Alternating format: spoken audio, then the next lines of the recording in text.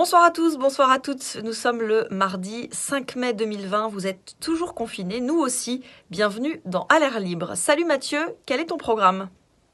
Bonjour Valentine, bonjour à tous. Dans la deuxième partie d'Alert Libre, nous recevrons Arnaud Montebourg. Il a été ministre du redressement productif sous François Hollande et il a prôné la démondialisation, le Made in France. Alors qu'a-t-il d'intéressant à nous dire sur la crise du coronavirus? Entretien dans 30 minutes avec le camarade Fabien Escalona. À tout à l'heure. Dans la première partie, retour sur un nouvel objet, les masques grand public. Ce sont des masques en tissu sur lesquels le gouvernement communique beaucoup. Pourquoi l'exécutif mise-t-il sur ces masques grand public? Protège-t-il autant que les chirurgicaux ou FFP2? Mediapart a enquêté et nos invités nous répondent. On ira ensuite à Pékin. La vie reprend un peu plus fort dans la capitale chinoise qui a levé une partie de ses restrictions sanitaires. Et puis la Minute Détente est un morceau de musique joué par la chanteuse-compositrice Clara Isé et on se quittera bien sûr avec les confinautes d'Usul et Cotentin. Je vous rappelle les deux adresses où vous pouvez nous écrire, à l'air libre, @mediapart.fr pour vos témoignages, covid@mediapart.fr pour vos documents et infos d'intérêt général. À l'air libre numéro 35, c'est parti.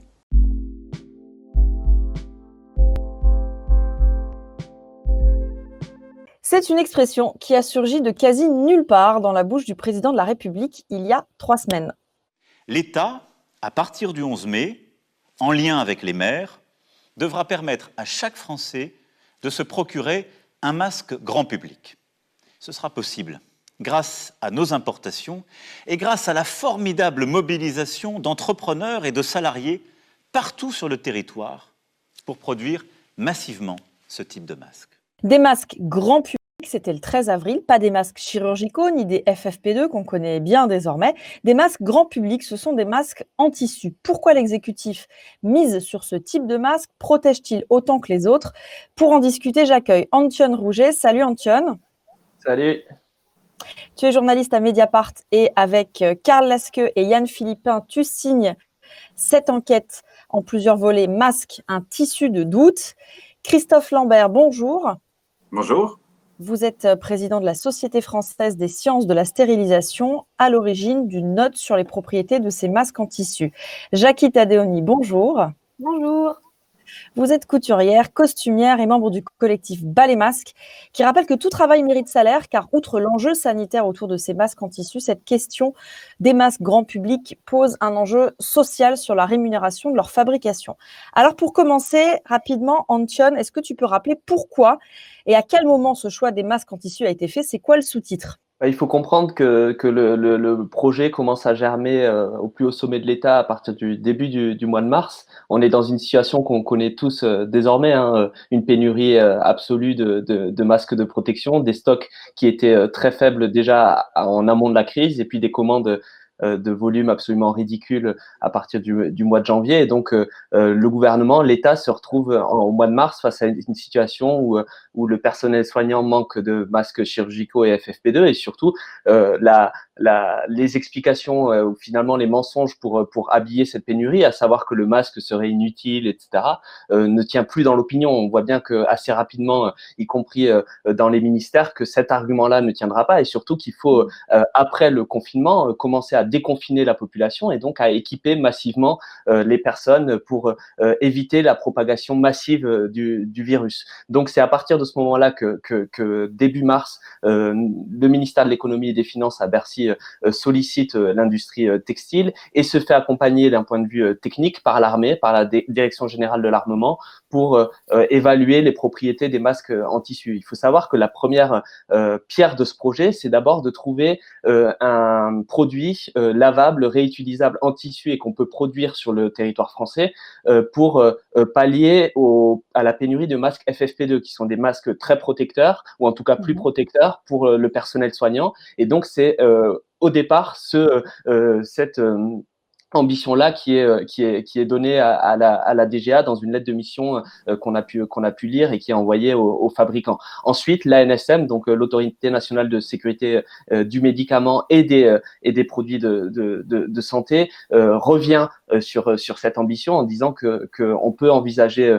l'utilisation de masques en tissu pour un usage non sanitaire, c'est-à-dire en dehors du milieu hospitalier. Donc c'est à partir de là, à partir de la mi-mars et de la fin mars, que le gouvernement et les autorités prennent attache avec un certain nombre de fabricants, avec les représentants de la filière. Il faut savoir que au niveau local, déjà, il y avait eu déjà des hôpitaux, par exemple, qui avaient sollicité des fabricants pour essayer de trouver au niveau local des alternatives. Et là, il y a une grosse organisation à partir du mois de mars qui va déboucher sur ce qu'on voit aujourd'hui.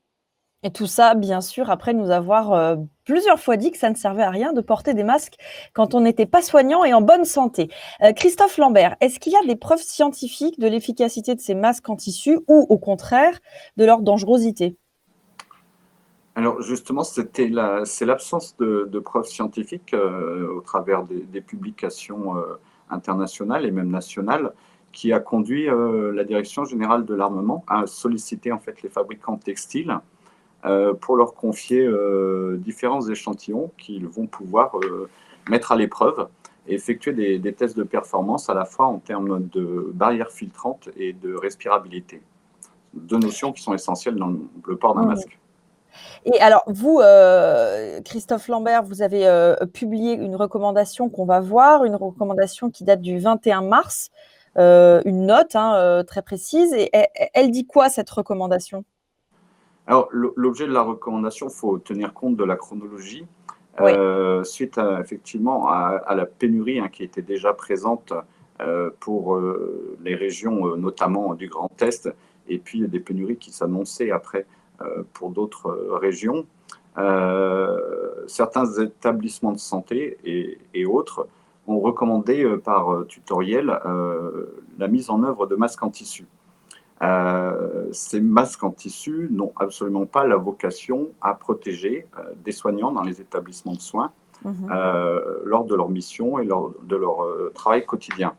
C'était un petit peu l'objectif de cette note. C'était qui a été communiqué en partenariat avec la Société française d'hygiène hospitalière, c'était de mettre en garde l'usage de ces masques en tissu pour le personnel soignant, puisqu'ils n'assurent pas la protection appropriée lorsque vous effectuez des gestes de soins au quotidien face à des patients qui sont potentiellement ou même porteurs du Covid-19.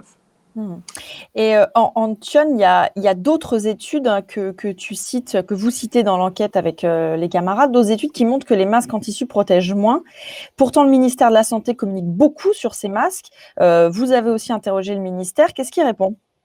Donc en fait, effectivement, il y a très peu de recul expérimental en fait sur l'usage de ces masques en tissu.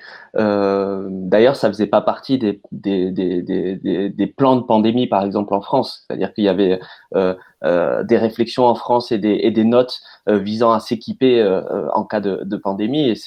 Et l'ensemble de ces recherches-là conduisaient vers un équipement massif en masques chirurgicaux et FFP2, pas en masques en tissu. C'est la seule étude randomisée, donc avec un groupe contrôle qui a été effectué et qui est référencé au niveau mondial. C'est une étude en 2015 au Vietnam dans un environnement hospitalier. Donc c'est très particulier et c'est donc 14 hôpitaux au moment du SRAS au Vietnam qui ont été étudiés. Donc on a en fait donné des masques en tissu à certains soignants et des masques chirurgicaux à d'autres et donc les résultats sont assez frappants. La pénétration des particules est de 97% dans le cas des masques en tissu et de 44% seulement pour les masques chirurgicaux. Donc les explications à ça peut être le taux de filtration qui est moins important, les problèmes aussi dus à la manutention d'un masque réutilisable. Ça veut dire que le masque peut être imprégné du virus, on doit le conserver, il faut le conserver dans de bonnes conditions, il faut ensuite faire attention à sa manipulation, le laver à une bonne température, le sécher, etc. Donc ça demande par ailleurs des efforts particuliers par rapport à un masque qu'on peut jeter. Et puis il y a la question aussi de l'humidité. C'est-à-dire que les masques chirurgicaux FFP2, ils sont hydrophobes. C'est-à-dire que l'humidité et notamment la salive, va glisser le long du masque, tandis que le tissu, on le sait tous, c'est imperméable. C'est perméable, donc ça veut dire que par capillarité, le masque peut s'imbiber de salive et donc de virus. C'est pourquoi, notamment, la barrière des 4 heures a été fixée d'un port de masque en tissu, parce qu'au-delà de 4 heures, on estime qu'il serait trop imbibé et que l'effet finalement de barrière deviendrait quasiment contre-productif, avec la possibilité que le virus transperce en fait très facilement le tissu. Donc on voit qu'il y a il y a un recul, il y a très peu de recul expérimental, et en parallèle, c'est quelque chose qu'on généralise de manière massive. On entend même des ministres, et même le premier d'entre eux, Édouard Philippe, en conférence de presse le 19 avril, qui a dit que c'était une protection. Ça n'est absolument pas une protection, c'est quelque chose qui peut limiter la propagation, mais qui ne va pas protéger les gens. Faut être très clair là-dessus. Et on se rend compte qu'il y a un décalage assez frappant entre le discours du mois de mars où on disait il ne faut pas de masque pour la population parce qu'il y a peut-être des désaccords scientifiques, etc., alors qu'il y avait une doctrine absolument épaisse sur le fait qu'il fallait doter la population en masques chirurgicaux. Et aujourd'hui, aucun recul sur cette pratique, et on dit allez-y, mettez des masques en tissu. C'est-à-dire que quand on avait des certitudes scientifiques, on disait que les masques étaient inutiles, alors que là, on en a très peu, et on dit au contraire que ces masques-là sont quasi un sésame. Quand vous entendez ça sur l'aspect purement sanitaire, Jackie Tadéoni, qu'est-ce que ça vous inspire? Et après, on viendra sur l'aspect économique des choses, mais quand vous entendez que ces masques, ils protègent finalement assez peu, mais qu'on vous a ultra sollicité pour en fabriquer, vous vous dites quoi? Nous, clairement, on a l'impression qu'on nous a vraiment pris... on s'est servi de nous, en fait. On s'est servi de nous pour pallier un manque, pour pallier la pénurie des masques. C'est-à-dire que, comme effectivement, au début, il n'y avait que ça pour s'équiper et que c'était mieux que rien, on nous a fortement sollicité. Et là, actuellement, ce sont les mairies, ce sont les centres de soins qui nous sollicitent pour pallier à ce manque parce qu'il n'y a pas autre chose, en fait. Donc, on nous demande de pallier vraiment un manque, quoi. Et justement, on n'est pas sûr que ce soit vraiment quelque chose qui protège au final. Et quand vous fabriquez les masques en tissu, vous vous appuyez sur le tuto, enfin le guide mis en ligne par l'AFNOR, ou vous faites autrement? Non, on est obligé parce que justement, ça a été extrêmement médiatisé qu'il fallait utiliser les recommandations de l'AFNOR. Donc, on a lu toutes ces recommandations, on suit les textiles qui nous recommandent, mais d'un côté, on nous dit que finalement, pour qu'un masque soit entièrement protecteur, il faut qu'il soit homologué par la DGA. Donc là, on nous dit que finalement, peut-être ce qu'on fait, ce qu'on nous demande de faire depuis un mois, ça n'a peut-être aucune utilité. Donc là, c'est aberrant en fait. Alors peut-être que Christophe Lambert va nuancer, oui, et il lève la main en plus et dire que peut-être c'est mieux que rien, puisque c'est à ça qu'il faut se raccrocher. Alors effectivement, le mieux que rien peut être entendu. Il y a différentes, on va dire, sur les différents types de tissus qui ont été testés par la DGA, certains textiles ont des propriétés barrières qui sont très marquées et qui sont efficaces. Ce n'est pas le seul composant d'un masque, bien sûr. Il va y avoir la confection et la conformabilité du masque au visage. Ça, c'est un point important. Et c'est un point sur lequel, en fait, la DGA, en fait, accentue cette demande d'autorisation avant commercialisation pour que les masques qui soient mis sur le marché respectent quand même un certain nombre de conditions par rapport à l'ensemble des tutoriels que l'on pourrait voir sur la confection des masques.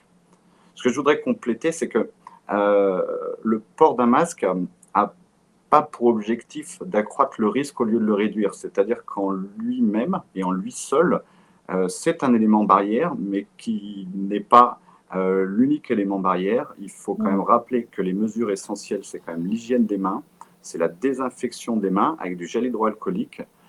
On ne révoque pas la pénurie de gel hydroalcoolique, ce qui est quand même très très surprenant, puisque c'est un point important qu'il faudra souligner. Quand la population et la fin du confinement verra jour le 11 mai prochain, des usagers vont reprendre des transports en commun, effectivement, alors dotés de masques, pour certains très protecteurs, d'autres peut-être un peu moins, mais surtout, sont-ils correctement formés? On manque d'accompagnement, d'éducation sur les méthodes de pose et de retrait des masques. Il ne faut pas oublier qu'un masque, ça ne se manipule pas avec les mains toute la journée, que les principaux facteurs de contamination des masques, c'est également les mains, et qu'à cet usage et dans cet esprit-là, il faudra que les gens puissent également avoir d'autres mesures barrières, et notamment une hygiène des mains extrêmement importante. Oui, ça, c'est une communication sur laquelle le gouvernement pourrait insister, y compris sur la bonne façon de mettre des masques. Je pense qu'on peut tous et toutes finir par le comprendre. Et alors, il y a autre chose sur la question de ces masques qui indigne le monde médical. Et là, je passe aux masques en papier. On a appris ce week-end que la grande distribution, Antion, avait fait des stocks de masques chirurgicaux à vendre. Oui, on a appris, et je pense que ce qui est indigne et ce qui choque beaucoup de monde, c'est que la grande distribution l'a fait avec l'assentiment de l'État. C'est-à-dire que la grande distribution achète des dizaines de millions de masques ou cherche à en acheter via ses centrales d'achat. Ça, j'ai envie de dire, c'est son job en fait. Elle fait son job. Là, ce qu'on constate et ce qu'on a découvert ce week-end, c'est que elles avaient été accompagnées et que l'État avait finalement délégué à la grande distribution le fait de vendre des masques à la population. Je tiens juste à rappeler pour quand même, même si l'espace-temps est court, mais on a parlé d'abord sur le port des masques, mais le changement de doctrine en janvier, moi j'ai repris les discours d'Agnès Buzyn fin janvier, quand les gens, les citoyens ont commencé à aller dans les pharmacies pour acheter des masques chirurgicaux, parce qu'ils voyaient ce qui se passait en Chine, que ça commençait à arriver en Europe, et donc spontanément, les gens avec tout le bon sens qui les anime, la preuve aujourd'hui, c'est que ces personnes-là avaient raison, ont été dans les pharmacies. Et donc l'État a craint que les stocks en France, les réserves très faibles, soient complètement vidées en quelques jours. Et donc Agnès Buzyn a dit le 29 janvier, nous proposerons, ce n'est pas la peine d'acheter des masques, nous proposerons des masques à toutes les personnes qui en ont besoin. Donc quand on entend ça, on se dit que dans la continuité de tous les plans pandémie, de tout ce qui a été envisagé par l'État, quand il y aura nécessité d'équiper la population pour cause de pandémie, ou on peut imaginer même un accident nucléaire ou quoi que ce soit, on se dit l'État, qui a une compétence de santé publique sur la population, va fournir des masques, y compris, on peut l'imaginer gratuitement, à la population pour se protéger. Or, aujourd'hui, ce qu'on se rend compte, c'est que donc la pénurie a touché le monde hospitalier et l'État n'y a pas encore totalement répondu parce que les stocks sont encore très rationnés dans les hôpitaux, mais aussi en médecine de ville. Mais surtout, la grande distribution, grâce à l'État, a pu faire venir des dizaines de millions de masques qui n'ont pas été réquisitionnés. Pourquoi je dis grâce à l'État? Parce qu'elle l'a fait avec des importateurs qui ont été référencés par le ministère de l'économie et des finances. Et parmi ces importateurs, nous on en connaît, qui avaient été refusés par le ministère de la Santé pour importer des masques pour le personnel soignant. C'est-à-dire que le ministère de la Santé a dit à des importateurs, ne faites pas venir des masques pour le personnel soignant, on ne vous les prend pas, etc. Mais par contre, a fléché ces importateurs auprès d'une cellule masque au ministère de l'économie et des finances pour permettre à la grande distribution de faire venir ces masques. Et c'est là le scandale, c'est que l'État a privatisé la protection de sa population. Et en plus, l'État encadre le prix de ces masques jusqu'à 95 centimes par pièce. C'est, je crois, 10 fois plus qu'avant la crise. Donc là, on ne parle même pas d'un prix décidé par la grande distribution, on parle d'un prix encadré par l'État. Jackie, ça vous inspire quoi de voir que des masques en papier pourront être vendus à ce prix par les supermarchés alors que vous, on vous a demandé de fabriquer bénévolement? Forcément, on est en colère de voir ça parce que justement, ça se répercute ce problème économique sur nous, sur la confection qu'on va pouvoir avoir sur des masques en tissu. C'est-à-dire que là, effectivement, il va y avoir les industriels qui vont être favorisés parce qu'ils vont pouvoir faire homologuer leur tissu DGA et ils vont pouvoir proposer des masques où les habitants seront sûrs qui vont être en partie protégés. Et de l'autre côté, nous, les artisans, les petits couturiers, les indépendants, on ne pourra pas proposer ça parce que ces tissus ne vont pas nous être accessibles. C'est-à-dire que pour faire homologuer un tissu à la DGA, ça coûte beaucoup d'argent, c'est environ 1140 €. Et il faut avoir aussi un stock suffisant de tissus à faire homologuer. Donc ça va mettre complètement tout un artisanat, toute une petite industrie hors du système économique de cette vente de masques. Donc, on nous a demandé et on nous sollicite encore bénévolement de faire des masques en tissu parce que c'est mieux que rien et qu'il n'y a pas autre chose. Et surtout, il faut que tous les habitants aient un masque barrière anti-postillon. Et en même temps, on nous dit, c'est gentil, mais finalement, vous ne pourrez pas non plus les vendre parce que vous ne serez pas assuré d'avoir des masques homologués par la DGA. On ne vous donne pas cette possibilité de cette homologation. Donc, on a fait une sorte de ballon d'essai avec les couturiers, couturières, bénévoles dans les petites structures pour la jolie photo de la solidarité. Mais aujourd'hui, que ça devient visiblement essentiel, vous n'êtes pas dans la photo. Voilà, c'est ça, tout à fait. On a dit c'était gentil. Maintenant, vous laissez faire les industriels et nous, on va se faire de l'argent sur ces masques. Il n'y a rien qui est prévu pour vous, pas d'aide, je vous donne la parole juste après, pas d'aide pour votre homologation, pas de tarif préférentiel pour faire homologuer, de filière pour vous faire acheter du tissu que la DGA validerait, non, il n'y a rien de tout ça pour non, vous, pas du tout. à votre connaissance. Non, avec le collectif, on a le soutien de l'UNACA, qui est un syndicat de couturières qui représente justement les petits artisans et les petites industries. Et eux, ça fait un mois qu'ils travaillent dessus pour justement avoir une filière et avoir un moyen de pouvoir distribuer ces tissus homologués aux petits artisans qui souhaiteraient vendre ces masques barrières qui protègent de catégorie 1 ou 2. Et là, actuellement, on n'a pas de réponse. Christophe Lambert? Oui, simplement, moi, je voulais souligner quand même comme geste solidaire et puis encore les remercier et les féliciter parce que nous avons, alors, localement, et je pense que ça s'est mis en place dans plusieurs régions, le groupe des couturières des maroquiniers des Alpes qui nous ont proposé en fait de renfort et en fait leur temps pendant cette période de confinement pour nous aider à confectionner des masques alternatifs aussi pour les hôpitaux, hein, qui sont des masques en SMS, qui sont dédiés à du personnel ciblé, c'est-à-dire du personnel qui n'est pas en contact avec les patients, mais qui exerce aussi dans les établissements de soins, que ce soit des préparateurs en pharmacie, des agents administratifs, des agents logistiques. Et ils sont, quoi, on a quand même des... Alors, moi, je suis très reconnaissant pour cette équipe hein, qui est venue nous conforter, qui nous a aidé à confectionner 10 000 masques supplémentaires, qui nous ont permis d'épargner nos masques chirurgicaux et les réserver au bon usage. Et c'est des démarches quand même qu'il faut souligner. Ah, mais on est bien d'accord, la solidarité, la belle spontanéité de générosité qui s'est manifestée pendant cette crise, qui se manifeste encore. J'ai envie de dire, heureusement qu'elle est là, mais comment est-ce possible qu'on ait à compter là-dessus quand on fait partie du monde des soignants en France? Alors, est-ce que c'était à compter là-dessus? Après, c'est un élan de Vous solidarité. dites vous-même que ça vous a permis d'épargner des masques chirurgicaux. Oui, tout à fait. Oui. Je pense que c'était vraiment une démarche très volontaire de ces personnes qui étaient disponibles, qui malheureusement étaient confinées et ne pouvaient exercer leur activité professionnelle, mais qui avaient des compétences et du talent dans cette activité et qui sont venus et qui ont proposé naturellement leur savoir-faire. Mais aujourd'hui, hein, Jackie Tadéoni, c'est difficile, j'imagine, quand on doit payer son loyer, ses factures.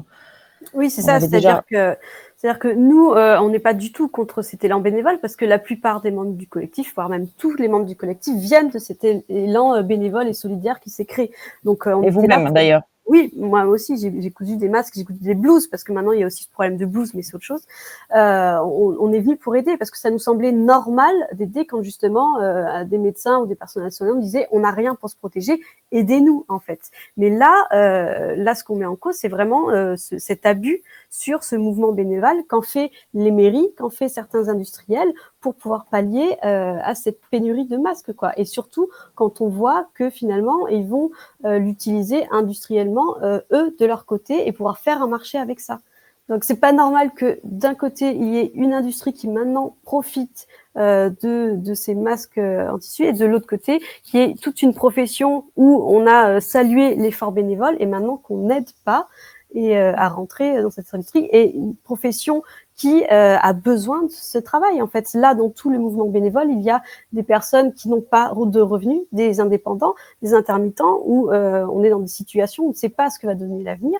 Et quand on voit que, par exemple, dans le Nord, il y a eu 20 000 bénévoles, on se dit, mais le nombre d'emplois que ça aurait pu donner. Et on ne comprend pas pourquoi, actuellement, les industries ne sont pas réquisitionnées pour employer des gens qui sont compétents et qui peuvent faire ces masques homologués et dans ce cas-là, permettre à toute la population d'avoir des masques homologués. Eh bien, j'espère que Bercy aura entendu votre message. Merci Jackie Tadéoni, vous êtes couturière, costumière et membre du collectif Bas les Masques. Merci Christophe Lambert, vous êtes président de la Société française des sciences et de la stérilisation. Et merci Antione Rouget, on te lit dans Mediapart. Merci à tous les trois, on part en Chine.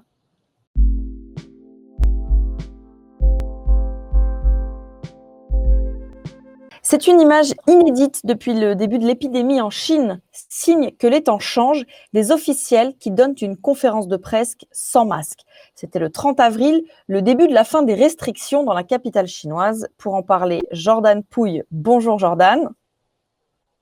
Tu es journaliste à Mediapart, tu as longtemps vécu en Chine et tu signes avec la journaliste Lei Yang ce reportage sur la vie qui reprend dans la capitale chinoise. Alors, première question, que peuvent désormais faire les Pékinois qu'ils ne pouvaient pas faire pendant le confinement?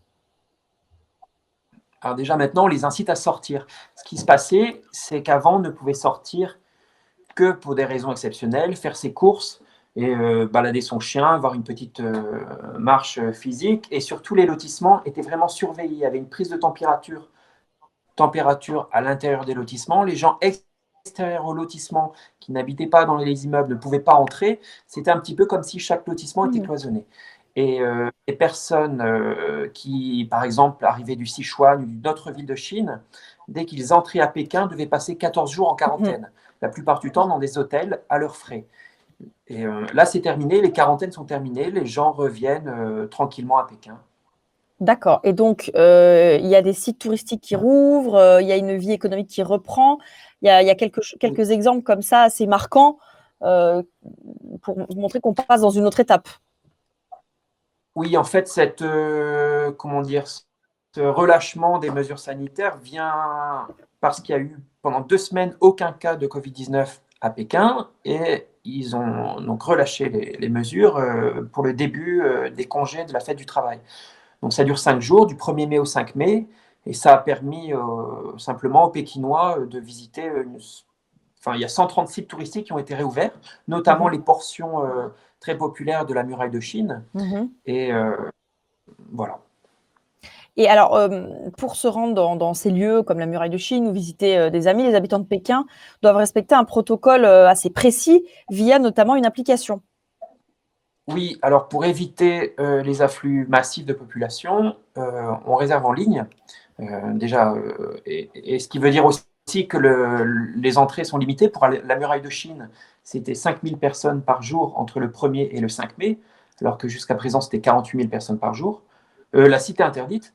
Et voilà. Et ces gens accèdent dans ce type de lieu quand leur application, une application qui s'appelle Alipay Health Code, affiche l'information que les 14 derniers jours, ils n'ont pas été dans des zones contaminées, en fait. Il faut montrer que pendant les 14 derniers jours, on est resté dans une zone à faible risque. Et alors, on entend souvent par ici en France que les Asiatiques portent des masques car c'est dans leur culture.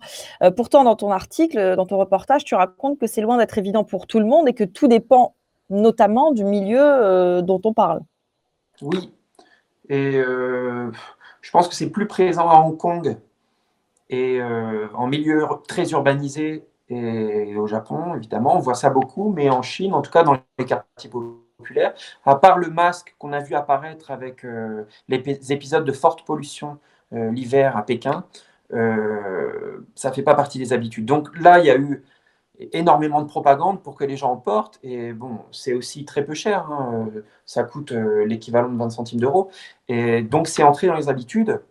Et bon, quand les parents travaillent, on a encore, et puisque les écoles n'ont pas encore réouvert à Pékin, il s'avère que pour l'instant, ce sont les grands-parents qui s'occupent des enfants. Et comme il faut faire attention aux personnes âgées, les enfants portent des masques et les grands-parents aussi. Enfin, voilà. Il y a une prise de conscience. Ouais. Et alors, ici, on dit aussi beaucoup que le confinement accentue les inégalités sociales. En Chine aussi, tu racontes des services à la carte pour privilégiés qui sont proposés, et puis un confinement qui n'aura évidemment pas eu le même effet en fonction du milieu dont on parle là encore. Parce que c'est un confinement limité. C'est-à-dire que sur le papier, c'est moins drastique qu'en France, en fait. On peut sortir. Et là, les pubs ont réouvert, les salles de gym. Donc, c'est quand même des lieux qui sont plutôt fréquentés par des classes aisées. Donc tandis que les grands parcs publics gratuits, eux, ont été fermés pendant très longtemps. Donc, les accès, on va dire, coûteux, payants de loisirs et plutôt réservés aux gens aisés étaient plus faciles d'accès. Oui, je pense aussi aux services sur mesure dont tu parles dans ton papier, des projections privées qui ont été organisées, des cocktails hyper sophistiqués pour rattraper un peu le temps perdu ou l'argent perdu dans les bars qui étaient fermés. Alors là, donc, je parle du quartier de Sanlitun, qui est un quartier assez créatif, très commercial, où les expatriés se mélangent aux Chinois, où il y a tous les tous les grands de marques étrangères, et notamment un Apple Store immense. Et donc là, effectivement, ils mettent le paquet pour que les Chinois recommencent à faire du shopping, tout simplement. Donc, Ouais, à consommer. on voit des systèmes voilà, comme des forfaits boissons pour essayer de recréer une clientèle d'habitués, donc des bars d'hôtels chics qui proposent des forfaits mensuels pour leur comptoir. D'accord, c'est un drôle d'abonnement, mais pourquoi pas. D'après les chiffres officiels, le virus circule peu dans beaucoup de provinces chinoises désormais, c'est ça? Oui, alors l'inquiétude, c'est surtout les Chinois qui viennent de l'étranger. Mhm. Et donc pas les étrangers qui viennent de l'étranger, puisque eux sont toujours interdits. Donc même les résidents expatriés à Pékin ne peuvent toujours pas rentrer chez eux. Mais par exemple, il y a eu des cas récents dans la province des Longjiang, donc vraiment au nord-est de la Chine, de Chinois en provenance de Russie. Donc voilà, mais il y a très peu de contamination locale d'un Chinois à un autre en Chine. Merci Jordan. Jordan Pouille, on te lit dans Mediapart. À bientôt. Merci Valentine, au revoir. La Minute Détente est décidément aujourd'hui encore musicale. Clara Isé est dans À l'air libre avec Le monde s'est dédoublé, qui est aussi le titre de son premier album sorti en 2019.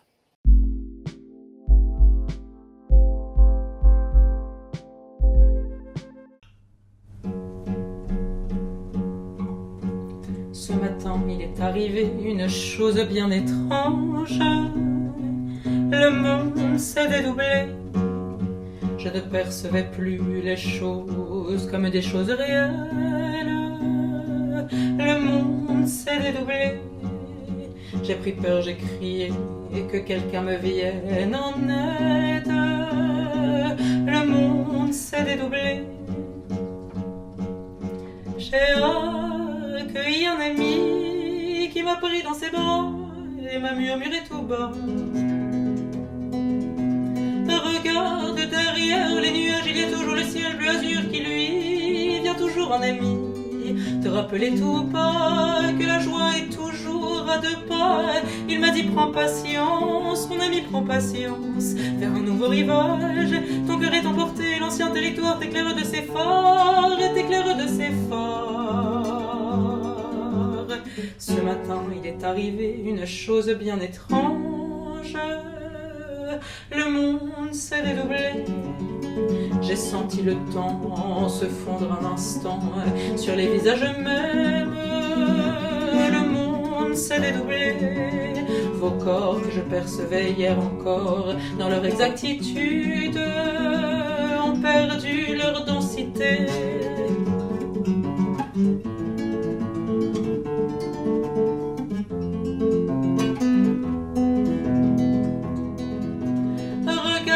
Derrière les nuages, il y a toujours le ciel bleu azur qui lui vient toujours en ami. Te rappeler tout bas que la joie est toujours à deux pas.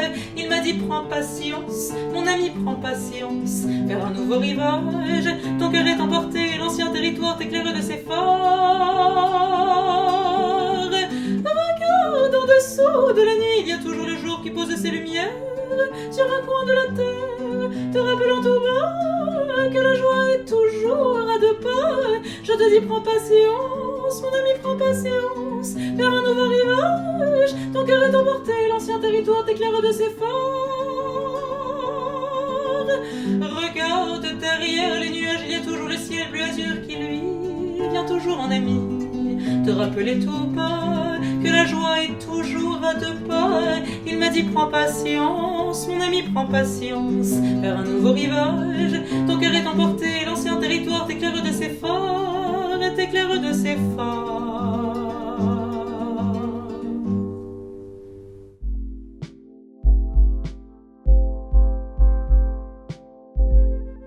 Bonjour Arnaud Montebourg, merci d'être avec nous aujourd'hui. Avec moi pour vous interroger, Fabien Escalona du pôle politique de Mediapart. Bonjour Fabien. Bonjour. Arnaud Montebourg, vous avez 57 ans, vous êtes à la tête de 4 entreprises équitables.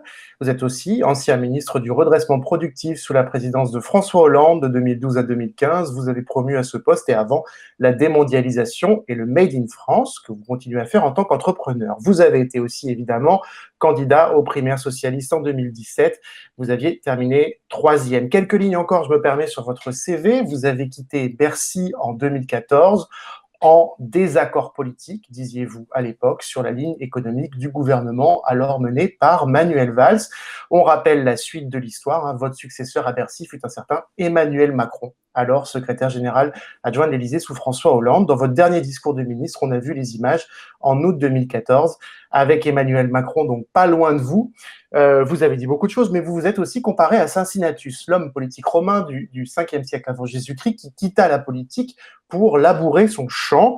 Arnaud Montebourg, le fameux Cincinnatus, il retourna à ses charrues, mais il fut ensuite rappelé, finalement tel une sorte d'homme providentiel, pour prendre la tête des armées romaines et même diriger la République romaine. Alors, première question, pour construire l'après, tout le monde parle du monde d'après en ce moment, et mener les batailles qui viennent et qui seront importantes, est-ce qu'on a vraiment besoin d'un homme présidentiel, de ce sauveur là qui surgit à chaque élection ou avant chaque élection, et qui finalement finit par nous décevoir totalement?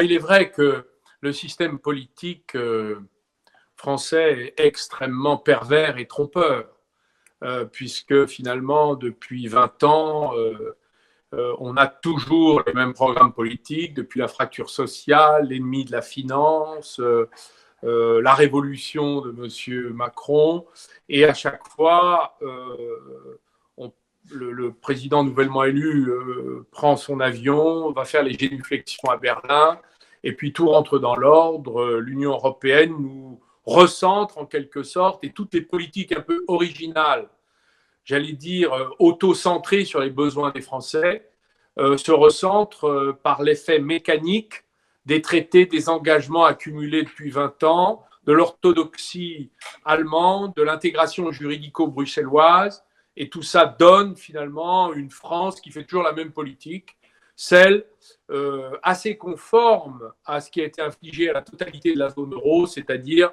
la politique ordo-libérale de la droite allemande. Hein, grosso modo, je un peu caricaturé, mais à peine, tellement la réalité ressemble à ça. On va dérouler justement. Il est évident qu'on a une difficulté par rapport à ce qu'est devenu le pouvoir politique, parce que il est en quelque sorte un fondé de pouvoir des traités antérieurs qui, pour moi, sont des règles obsolètes qui ont été consenties il y a 30 ans, 20 ans, même 10 ans, qui ont été d'ailleurs désapprouvées, désavouées par le suffrage universel de plusieurs peuples européens, dont le nôtre en 2005. Je suis sûr que si on procédait à la même consultation sur le contenu des traités européens, nous aurions un résultat identique, aggravé. On va en parler justement. Nous voyons bien que ces règles-là ne sont pas celles dont que les Français ont approuvées, auxquelles ils adhèrent, mais ce sont celles qu'on leur inflige. Justement, c'est cette question-là qui fait que la Ve République est devenue un mensonge. Bon, petite question. Excusez-moi. Non, pas de problème. On va dérouler tout ça on va dérouler tout ça, mais question pour poursuivre sur ma métaphore de Cincinnatus. Est-ce que vous êtes là aujourd'hui comme justement dans ce schéma du potentiel recours en 2022, ou est-ce que vous vous dites, comme vous l'avez dit auparavant, non, pour moi, le temps politique est terminé, j'interviens différemment?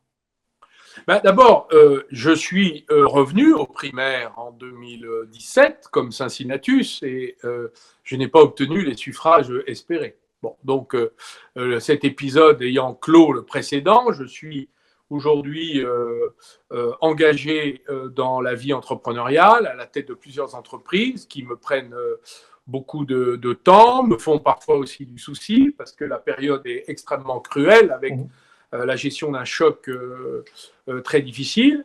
Je suis par ailleurs resté un homme qui est engagé. Je défends toujours dans ma vie une et indivisible que j'ai été avocat, parlementaire, président de mon département, ministre ou entrepreneur. Je crois avoir finalement suivi toujours les mêmes convictions.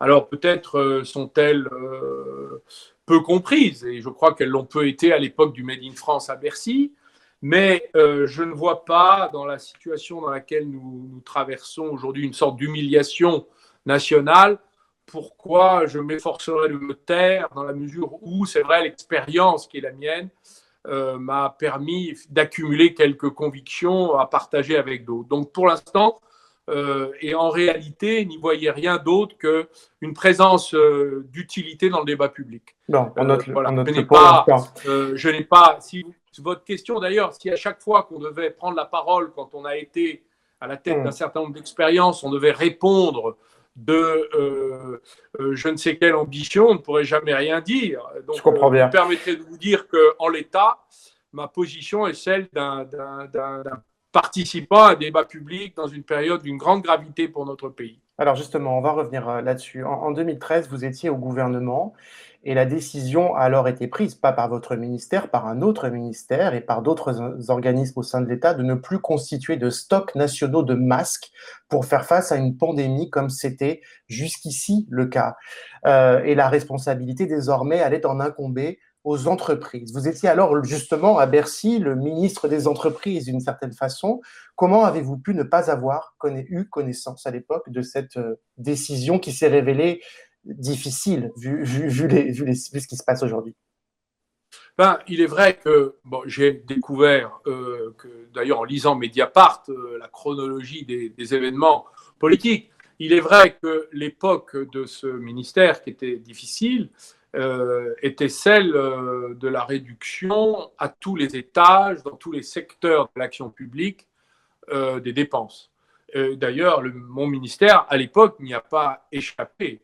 Et nous passions des séances de couperets extrêmement désagréables dans le bureau d'un certain M. Cahuzac, puis ensuite de M. Cazeneuve, où nous étions mis un peu à l'amende et obligés de passer à l'épreuve du rabot dans cette vision faussement managériale de l'État, d'austérité à tous les étages. C'était d'ailleurs une période dans laquelle je me souviens avoir fixé le point de désaccord à l'été 2014, le discours, parce que vous parlez de Cincinnatus, mais le discours que j'ai prononcé à Frangy était celui de l'aboutissement d'une réflexion personnelle après avoir adressé une multiple notes, des articles, exprimé de nombreuses réticences dans la collégialité gouvernementale. Nous en avions fait état sur Mediapart.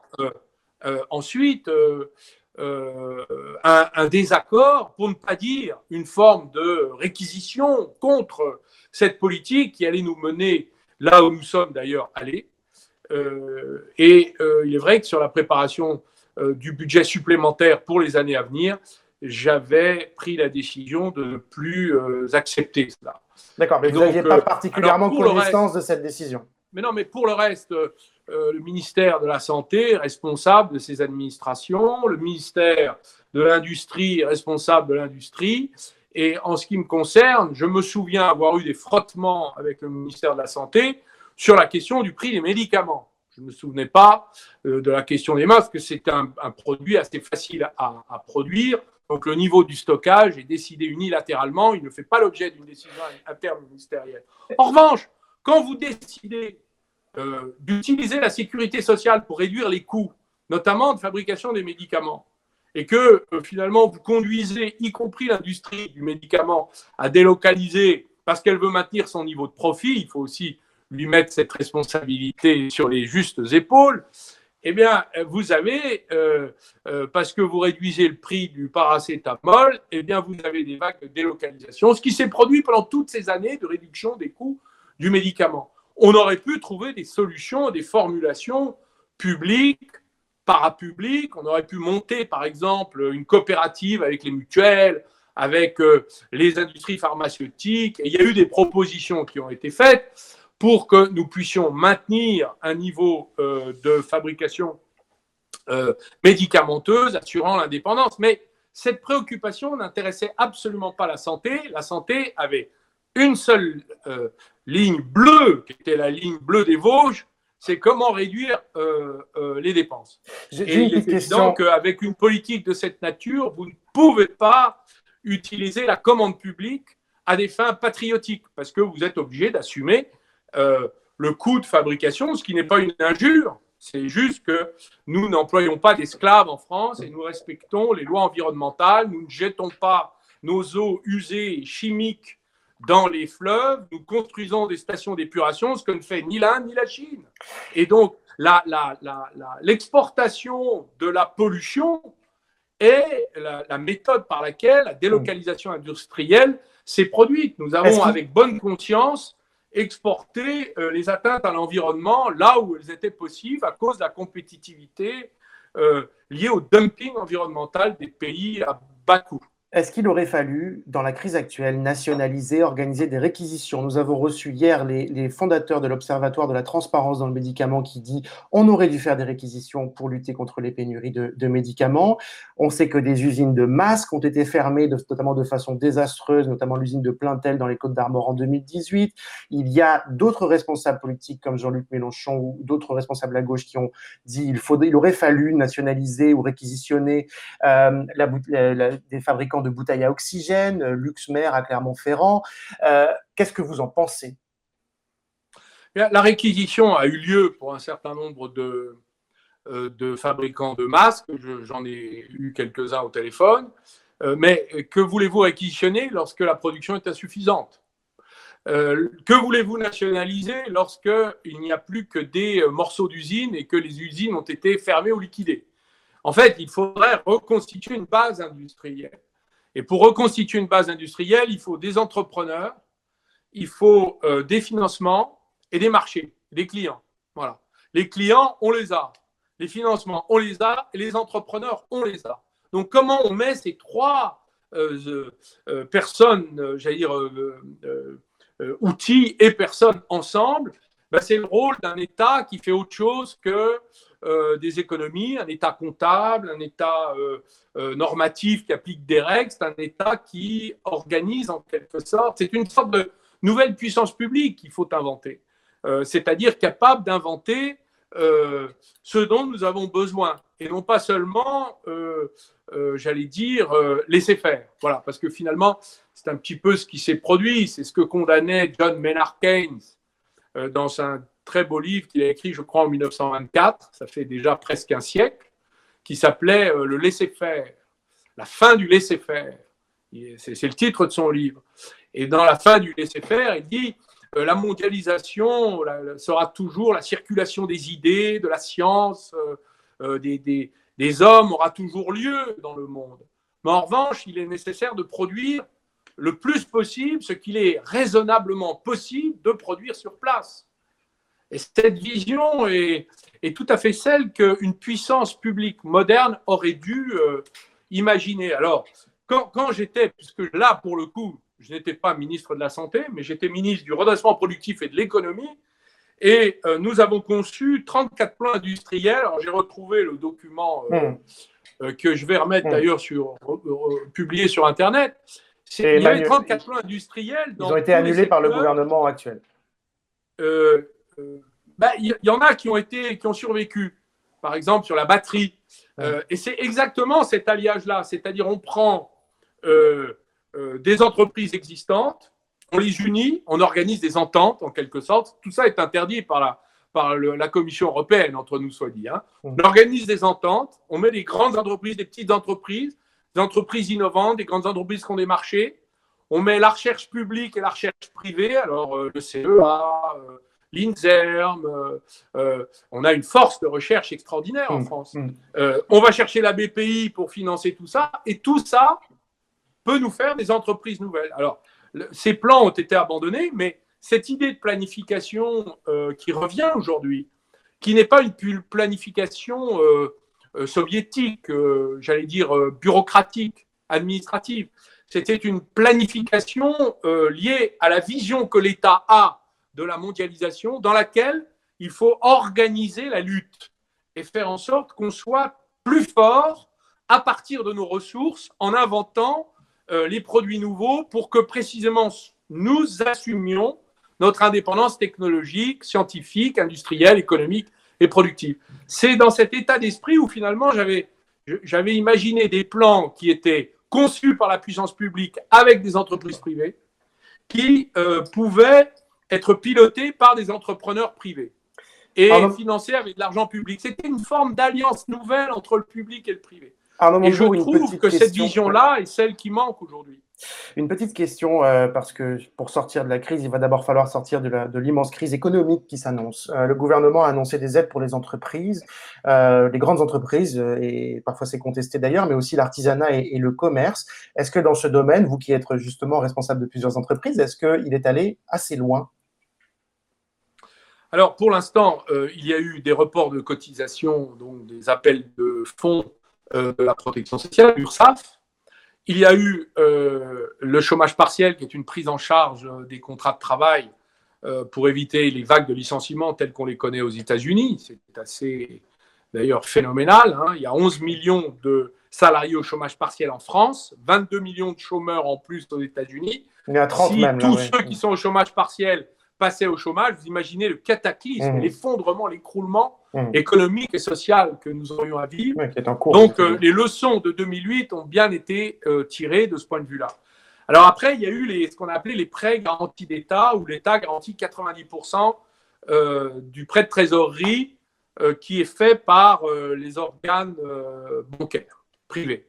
Bon, là, moi, je suis très réticent. D'ailleurs, je n'y ai pas fait un grand recours. Pourquoi? À titre entrepreneurial. Pourquoi? Parce que c'est une dette qu'il va falloir rembourser.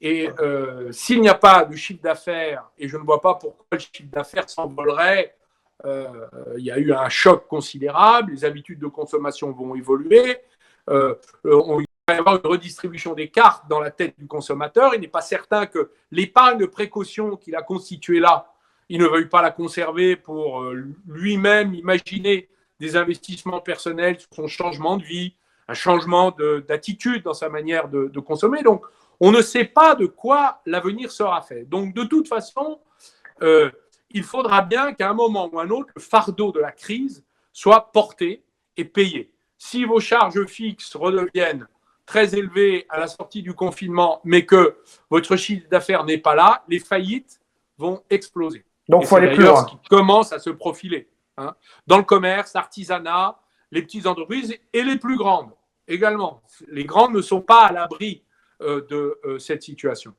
Il y a une manière, alors on dit, parce que beaucoup de gens demandent, mais comment se fait-il que tout cet argent qu'on considérait comme impossible à obtenir, il arrive là de façon magique? Vous savez, quand M. Macron disait il n'y a pas d'argent magique, il y en a en fait, et maintenant, l'argent magique est là. Pourquoi? Parce que la Banque centrale européenne a décidé, comme la Banque centrale des États-Unis, comme toutes les banques centrales du monde, Angleterre, Japon, Chine, ont décidé de créer de l'argent et donc de fabriquer les liquidités pour éviter les crises de liquidité. Mais il n'est pas interdit de penser qu'à un moment, ça s'arrêtera et on se retrouvera devant un mur.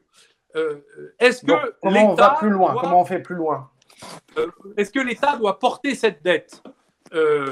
Lui ne pourra pas, parce que si c'est une dette et pas de la création monétaire, on ne va pas faire 20 ans de plan d'austérité comme on les a fait. Parce que là, c'est gilets jaunes multipliés par 100. Donc, on ne le fera pas. Et donc, il va bien falloir qu'il y ait une partie qui soit prise en charge par des acteurs économiques, notamment. Par exemple, je pense aux grandes foncières qui sont, prenons Unibail et Rodamco, 2,5 milliards de chiffre d'affaires, 1,7 milliard de dividendes versés, 1,5 milliard de dividendes versés l'année passée et 1,7 milliard de résultats. C'est-à-dire, et tout ça avec 3000 salariés. Ces gens-là tiennent, avec 71 centres commerciaux, tiennent dans leurs mains la vie ou la mort de centaines de milliers de salariés des commerces qui ont pris des enseignes dans ces centres commerciaux. Pourquoi ne pas transférer? C'est une proposition que je fais au gouvernement à travers Mediapart et que vous pourrez transmettre. Merci, messieurs. Pourquoi ne pas finalement décréter un ajournement ou un abandon pour 6 mois des loyers dont tous les grands propriétaires immobiliers du commerce en France sont titulaires, Cela ne nuira pas à leurs salariés qui sont très peu nombreux, ça ne nuira qu'à leurs dividendes ou à leur rentabilité, mais comme ils ont des niveaux de rentabilité extraordinaires, je pense qu'ils devraient prendre en charge une partie du fardeau pour permettre au commerce de redémarrer. Et donc, ça suppose que le gouvernement et le ministre de l'économie prennent une ordonnance disant que du mois de mars au mois de septembre, tous les loyers pour les propriétaires, et le critère, ce n'est pas la taille du petit commerce. Le critère, c'est la taille de la foncière qui encaisse. Si c'est un petit propriétaire qui a loué un fonds de commerce, là, l'État pourra prendre en charge une partie. Parce que c'est un petit propriétaire et on va s'apercevoir dans ce pays que la rente foncière est extrêmement concentrée et il n'y a aucune raison qu'elle ne prenne pas la perte qui lui revient dans la période actuelle. Ça doit faire partie, j'ai envie de dire, d'une forme de patriotisme où le fardeau est partagé, y compris avec ceux qui, aujourd'hui, préservent leur rentabilité, leurs dividendes et leurs revenus. Okay. Pendant que d'autres, le message est passé au gouvernement, merci. Donc, par Mediapart. Fabien Escalona, c'est à toi. Oui, Monsieur Montebourg, on va élargir un peu le questionnement, notamment sur ce que vous avez évoqué tout à l'heure, l'idée de nouvelles puissances publiques et la fin du laisser-faire pour laquelle vous avez cité Keynes. Il se trouve qu'on le voit bien avec les prises de parole d'Emmanuel Macron et d'autres, plein de monde, y compris des libéraux pur jus, vont se réinventer étatistes, protectionnistes, état-stratèges, et on peut très bien imaginer que, encore une fois, des libéraux pur jus organisent le rapatriement de la production de certains équipements cruciaux ou voire de certains médicaments. Lorsqu'on vous écoute et lorsqu'on vous lit, on a l'impression que vous voulez aller bien sûr plus loin, que vous êtes plus ambitieux. Mais alors, est-ce que vous pouvez nous dire un peu concrètement quels sont les critères pour décider quelle production doit être absolument faite sur notre sol national parce qu'elle revêtirait un intérêt national? J'ai laissé, lorsque j'étais au ministère de l'économie, un décret du 14 mai 2014 qui fixe les secteurs dans lesquels l'investissement étranger doit être contrôlé par l'administration. Il y a la défense, la santé, il y a les transports, l'énergie, les télécommunications, l'eau et je crois qu'on a ajouté depuis le numérique et la robotique. Bon. Je pense qu'on pourrait ajouter l'alimentation, qui sont des secteurs tout à fait fondamentaux, comme il y a l'eau, la nourriture et donc l'agriculture et l'industrie de la transformation des matières premières agricoles est tout à fait, je crois, décisive sur la question de l'indépendance. L'indépendance technique, productive, ça suppose d'avoir des bases industrielles reconstituées. Si vous n'avez pas de métallurgie, de sidérurgie, de chimie lourde, vous ne pouvez pas avoir de chimie fine, donc vous ne pouvez pas avoir de médicaments. Donc vous avez besoin d'avoir ce qu'on appelle les bases critiques que nous avons perdues en grande partie après la crise de 2008-2009. Et qu'il a été très, très difficile de reconstituer. C'est pour ça que je ne crois pas dans la Startup Nation. La Startup Nation, elle est nécessaire dans les secteurs innovants, mais il faut reconstruire, c'est un travail de reconstruction, une base industrielle lourde avec tous les secteurs invisibles qu'on ne voit pas dans l'automobile, dans les industries d'assemblage, par exemple, l'électronique, l'automobile, l'aéronautique. Vous avez là des sous-ensembles critiques qui sont éparpillés dans le monde, dans des supply chains, des chaînes de construction, éparpillées partout sur le territoire planétaire, qui nous rend extrêmement dépendants. Même s'agissant d'un secteur que l'Union européenne a voulu maîtriser, qu'est l'aéronautique, nous avons là des dépendances coupables, quand, par ailleurs, en plus, nous acceptons de céder certains fleurons ou d'entreprises qui sont des pépites très innovantes, comme la TECOER, à des empires comme les Américains ou les Chinois. Donc notre précaution doit être de regarder d'abord ces secteurs-là. Et dans ces secteurs, il va falloir se remettre au travail, un peu à la façon dont on avait imaginé le faire à l'époque de la planification pompidolienne.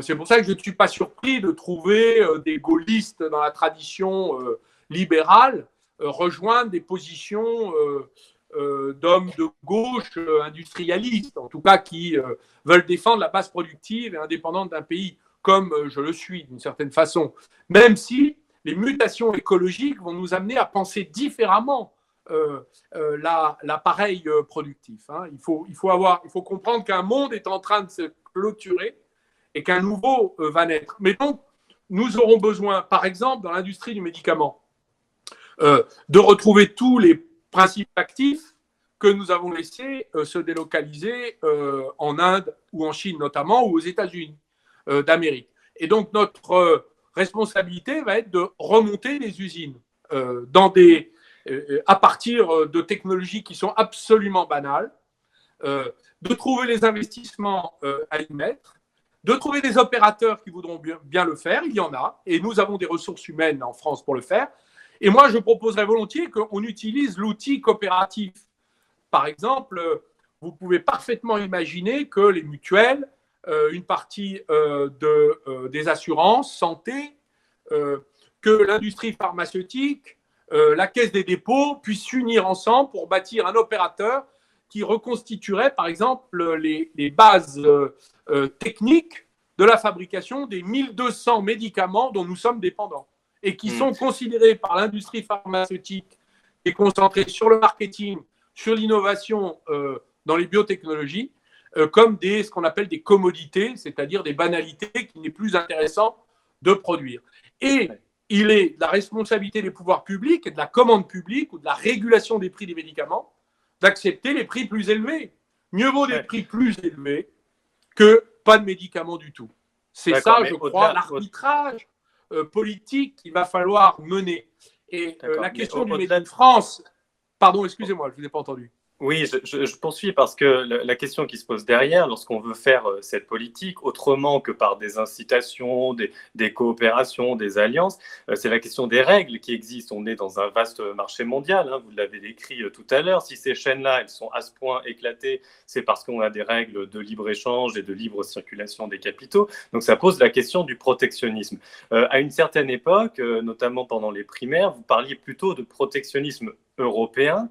Est-ce que vous envisagez des mesures protectionnistes aussi dans le cas français, y compris qui iraient contre les règles que pose l'Union européenne? Et on voit bien tous les obstacles juridiques que ça peut poser. Comment vous vous situez par rapport à ça, la France, l'Europe et le protectionnisme?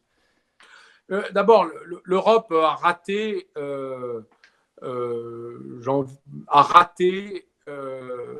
cette phase déclinante de la mondialisation en devenant cette passoire mondiale. Et comme le décrivait Hubert Védrine, il disait « Nous sommes les idiots du village global en Europe ». D'ailleurs, pour une raison simple, c'est que l'Allemagne a toujours mis des vétos sur toutes les mesures de protection parce qu'elle considérait qu'elle avait besoin du marché chinois et américain auquel elle vendait ses automobiles.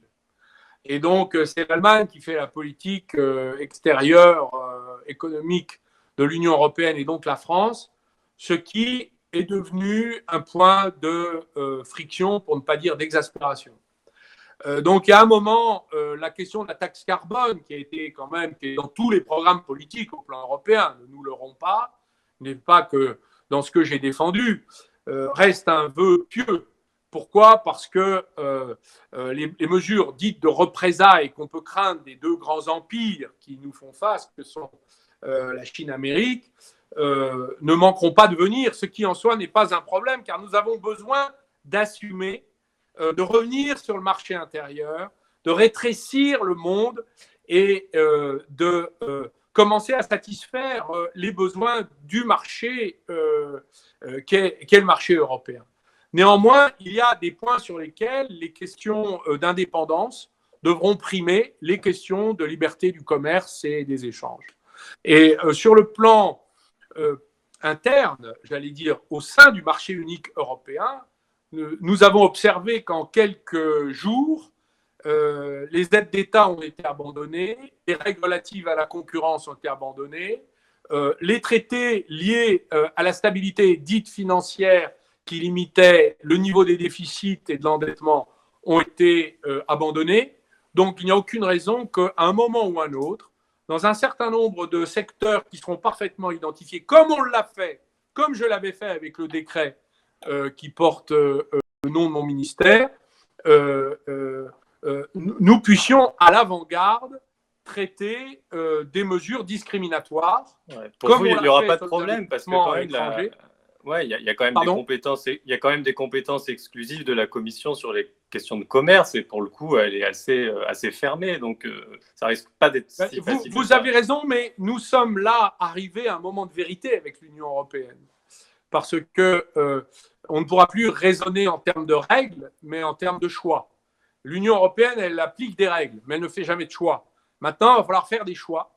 Et la politique va certainement reprendre ses droits. Et lorsque vous avez aujourd'hui des Italiens qui expliquent qu'à 50%, ils jugent que l'Union européenne a été si peu solidaire avec eux qu'ils ont décidé dans leur tête de s'en passer, je crois que l'Union européenne va être obligée de desserrer l'étau de l'intégration juridico-politique à infliger à tous ses États membres.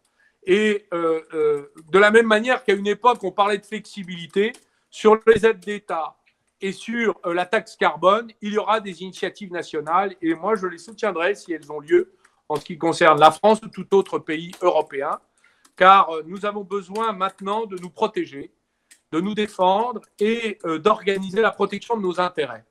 Et l'Union européenne ne s'est jamais considérée en charge de l'intérêt des populations européennes. A-t-elle traité la question du réchauffement climatique? Non. Comment a-t-elle traité la question de la crise de 2008-2009? Elle a infligé des plans d'austérité à tous les pays européens. A-t-elle traité de façon correcte la question migratoire? Pas davantage. Est-elle capable de réagir dans la montée de la conflictualité entre la Chine et les États-Unis? Encore moins. A-t-elle été à la hauteur dans l'affaire du coronavirus? Pas davantage. Donc, il est évident qu'à un moment ou un autre, les peuples vont prendre leur clic et leur claque si l'Union européenne continue sur ce chemin. Et je crois que c'est exactement ce qui nous attend après cette crise. C'est une des raisons pour lesquelles je crois qu'il faut maintenant que, comme toujours, la France compte sur elle-même, mais qu'elle n'espère pas de l'Union européenne qu'elle règle ses propres problèmes. Oui, alors justement, là, vous parlez beaucoup de... C'est marrant, vous avez employé le mot peuple. En fait, vous ne l'employez pas tant que ça dans les grands entretiens que vous donnez. Vous parlez beaucoup de la France, de la patrie. En un certain temps, à l'époque de la démondialisation en 2011, vous parlez aussi de capitalisme coopératif. On a un peu l'impression, à vous écouter, vous parlez de beaucoup de souveraineté technologique, numérique, etc., mais assez peu de souveraineté populaire, assez peu de conflit social. Tout a l'air de se passer comme si tout le monde était embarqué, à part les élites qui ont échoué, tout le monde était embarqué dans l'économie française, à restaurer, à protéger de la mondialisation. À votre avis, au-delà des échéances électorales, quel rôle politique doit avoir le peuple, doit avoir l'élément populaire quelque part? Merci. Le mot peuple, d'abord, est inscrit dans la Constitution du 4 octobre 1958. Certes. Bien. C'est le gouvernement du peuple, par le peuple, pour le peuple. Assez peu dans la vie politique nationale, vous en conviendrez. Oui, mais c'est pour moi, ce n'est pas une injure que de parler du peuple, premièrement. C'était pas le sens c'est de ce la que question, je voulais justement. vous dire. Voilà. Deuxièmement, la question de la souveraineté et de la décision collégiale, collective, sur la défense de nos intérêts communs. Dans les intérêts communs, il y a le pain quotidien, il y a la liberté. Ce sont des grandes conquêtes qui appartiennent à notre état de droit. État de droit, voilà encore aussi un bien commun. J'ai envie de dire, j'ai écrit un livre, un autre, c'était en 2006, qui était la Constitution de la 6e République, où je défendais l'introduction du citoyen dans la vie publique beaucoup plus qu'aujourd'hui. J'ai lu les cahiers de doléances à la suite du mouvement des Gilets jaunes. C'est intéressant, cette littérature, parce que vous pouvez voir apparaître comment le lien entre la démocratie et le progrès économique et social se fait comme il s'est toujours fait dans toutes les convulsions de l'histoire. Et ce que disent ces personnes qui se sont rassemblées autour des ronds-points, ils disent nous voulons des capacités d'intervention sur la décision politique, que ce soit référendaire, que ce soit révocatoire, bref. Il propose une forme de 6e République.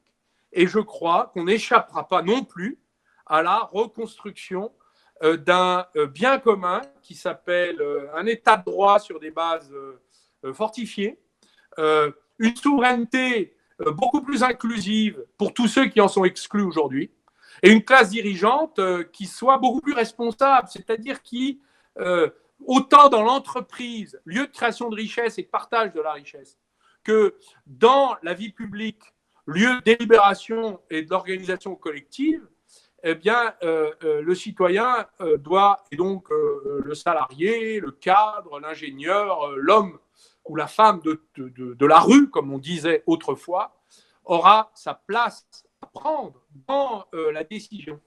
Et donc, c'est cette reconstruction-là qu'il faudra faire.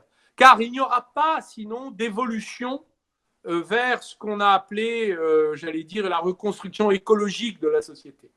Parce que l'écologie, elle doit avoir une base populaire, d'adhésion populaire. Si elle ne la rencontre pas, elle n'aura pas lieu. Et nous nous écarterons des grandes orientations mondiales qui font qu'une société comme la nôtre doit impérativement se transformer pour survivre. Merci beaucoup Arnaud Montebourg, merci beaucoup Fabien Escalona. Nous étions avec vous, donc ancien ministre du redressement productif. C'est bien, on a fini à la fois sur les Gilets jaunes et la 6e République qui était le départ de votre carrière politique. Donc je pense qu'on a là fait un cercle. Merci à tous les deux. Merci encore. C'est l'heure maintenant des Confinotes. Usul et Cotentin explorent comme chaque jour le web confiné. Pour notre plus grand plaisir, on regarde.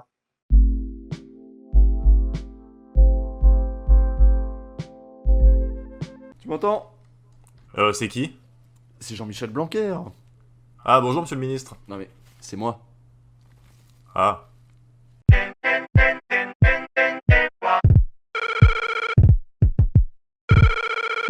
Alors, tout le monde est prêt pour le 11 ? Vous savez mettre votre masque ? Comment t'as eu un masque, toi ? Ah bah la meilleure façon de se payer un masque, c'est de travailler, hein, bande de branleurs. Et si vous avez beaucoup travaillé, vous pourrez même vous payer un masque noir, trop classe, genre ninja de droite, comme Manu et Jean-Mimi.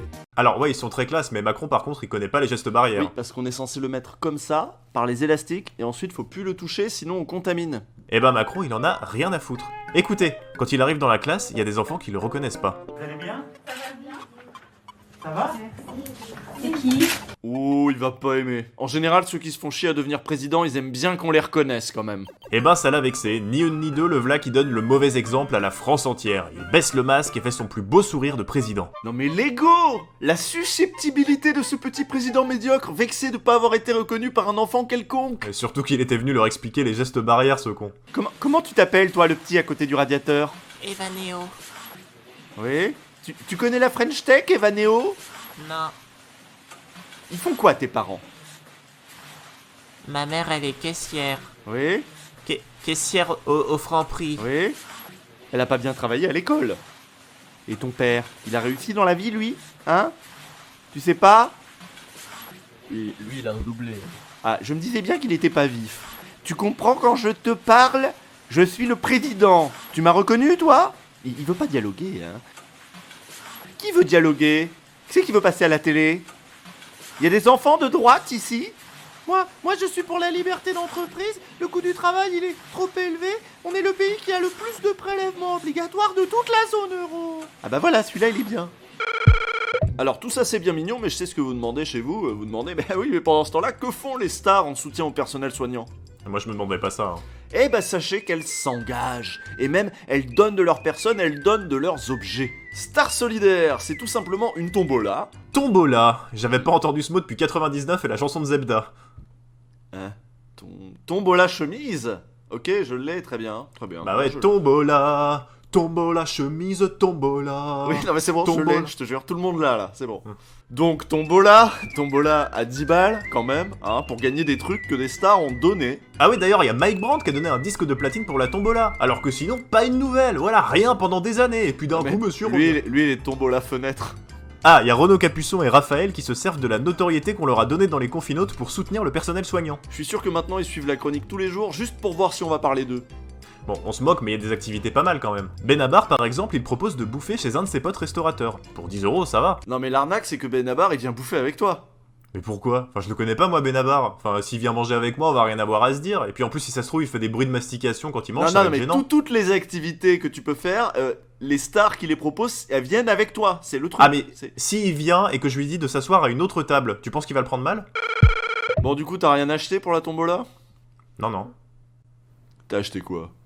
J'ai acheté un ticket pour une journée avec Laurent Delahousse, mais ça va, c'est la défense du service public, et puis en plus j'aime bien ses cheveux. Mais pourquoi t'as fait ça? Il y avait une journée de tournage avec Laila Bekti par exemple. Non mais pourquoi Delahousse? T'es pas net hein, Cotentin, t'es pas net hein. Mais si, je suis très net. De toute façon, les tickets pour Laila Bekti, je les ai pris aussi. Merci Usul et Cotentin. Mathieu, à demain. Demain, tu seras avec Christophe Guignot. Bonne soirée. Et merci à vous de nous suivre chaque soir. N'hésitez pas à nous écrire, on vous lit avec plaisir. Une adresse alairlibre@mediapart.fr. Bonne soirée à toutes et à tous.